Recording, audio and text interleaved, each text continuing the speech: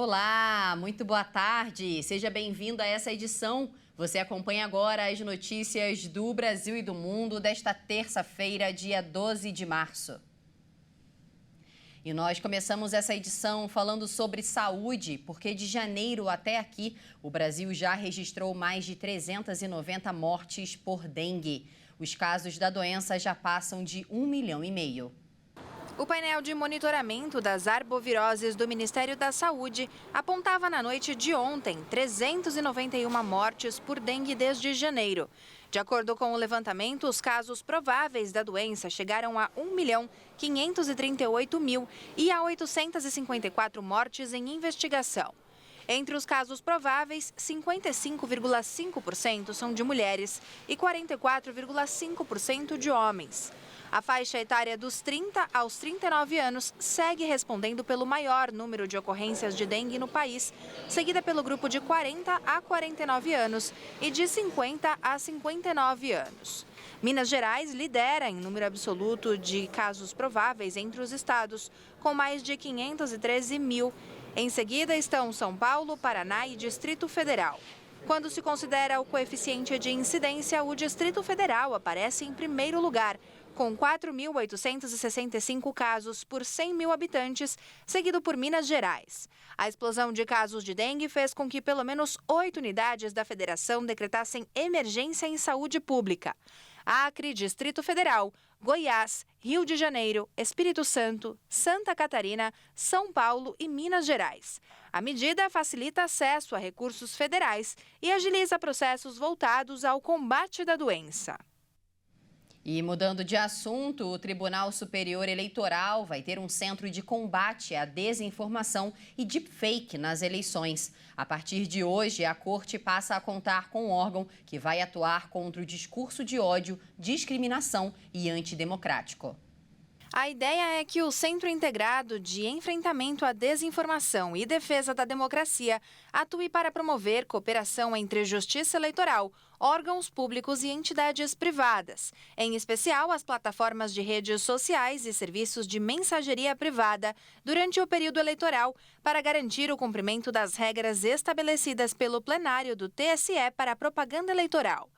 O CIED vai auxiliar os tribunais regionais eleitorais no aperfeiçoamento do uso da inteligência artificial nas eleições, no combate à desinformação e à deepfake e na proteção à liberdade de escolha dos eleitores.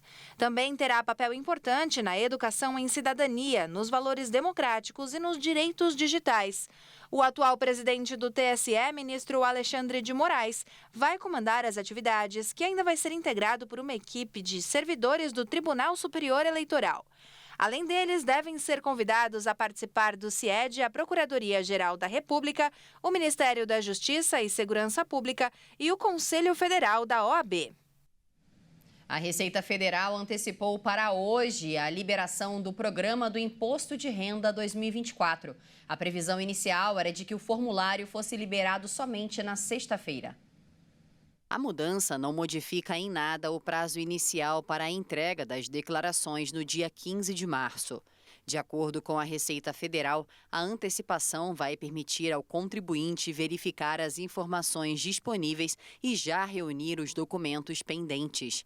O programa estará disponível nos sistemas operacionais Android e iOS e na página oficial da Receita Federal na internet.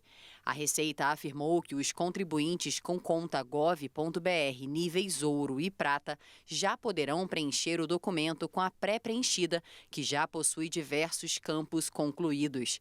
Entre as informações disponibilizadas estão os rendimentos, deduções, bens, direitos, dívidas e ônus reais, que são importadas da declaração do ano anterior, do Carnê-Leão e das declarações de terceiros, como fontes pagadoras, imobiliárias ou serviços médicos. Entre os contribuintes obrigados a declarar o IR 2024 estão as pessoas físicas residentes no Brasil com rendimentos tributáveis acima de R$ 30.639 como salários, pessoas que tiveram receita bruta superior a R$ 153.199 em atividades rurais e quem vendeu no ano passado imóveis residenciais e usou o recurso para compra de outra residência para moradia dentro do prazo de 180 dias da venda e optou pela isenção do IR. E falando sobre a declaração do IR, a partir deste ano, com as novas legislações, detentores de bens no exterior e fundos exclusivos também terão que prestar contas ao leão. Antes da mudança de regras, a tributação de fundos exclusivos, aqueles personalizados para pessoas de alta renda, ocorria somente no momento do resgate da aplicação do dinheiro. Agora, esses fundos serão submetidos a uma tributação semestral periódica, com alíquotas de 15% no caso de fundos de longo prazo e de 20% nos de curto prazo.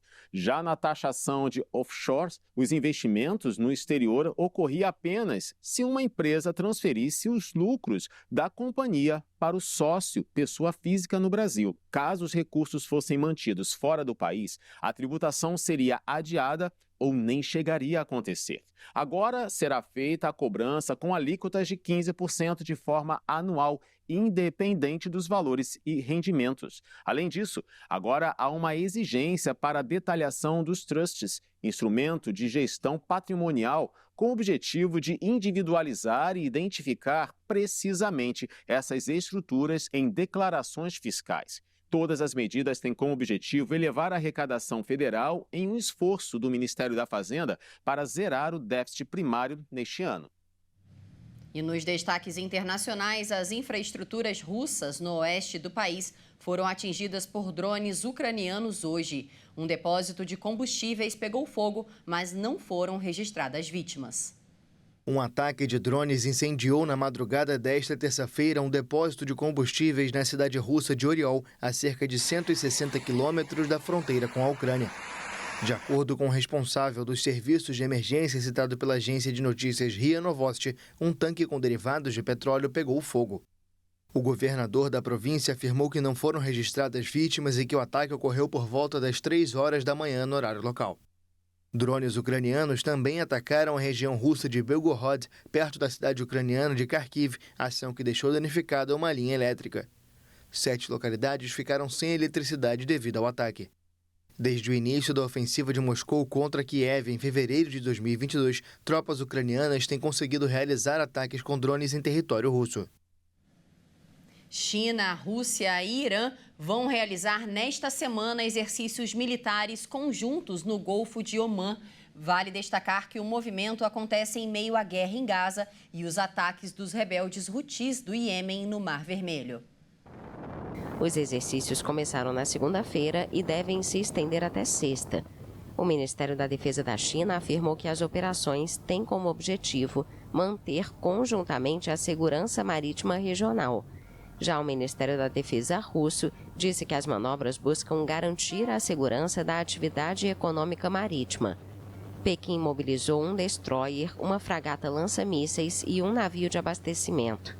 O início dos exercícios coincide com o primeiro dia do Ramadã, a grande festa do calendário muçulmano, que este ano é marcada pela guerra entre Israel e o grupo islamista palestino Hamas em Gaza.